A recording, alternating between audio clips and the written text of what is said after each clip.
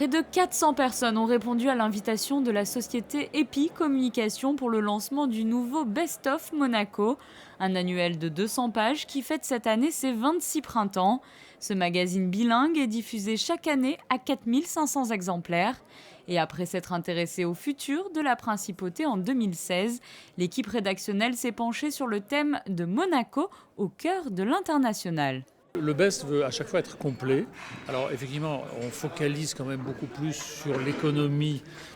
C'est quand même une nation hein, ou une ville-État comme on veut, mais le gouvernement a une implication formidable dans Monaco. Donc nous les interviewons, comme on dit, on leur demande qu'est-ce que vous allez faire, quels sont vos projets, mais on va voir aussi les entreprises.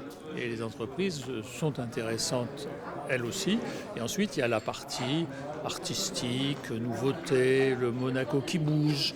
Voilà, un peu, on a rajeuni ça, je crois, il y a 2 ou 3 ans, dans Monaco qui bouge. On croyait qu'on ferait 3 pages et il y a vraiment de quoi faire.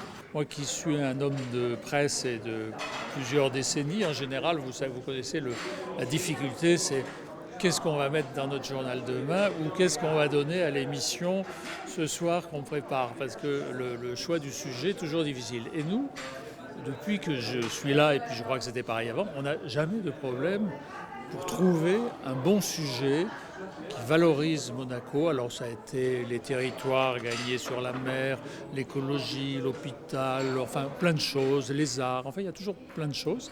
Et cette année, c'est Monaco, hub international si on veut.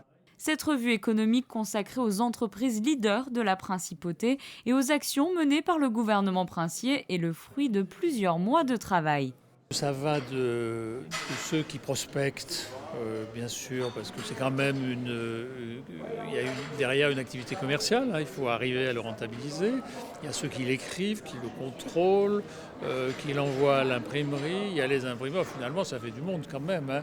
Nous, on peut dire qu'il y a 6 ou 7 personnes qui travaillent plusieurs mois dessus pour qu'il soit parfait, bien relu, bien traduit aussi, parce qu'on vérifie que la traduction soit parfaite. Donc voilà, ça c'est le best. Vous pourrez retrouver dans cette 26e parution les acteurs clés de la principauté, aussi bien dans les domaines de l'industrie, de la finance, de la santé ou encore de la culture, qui ont participé au rayonnement de Monaco à travers le monde.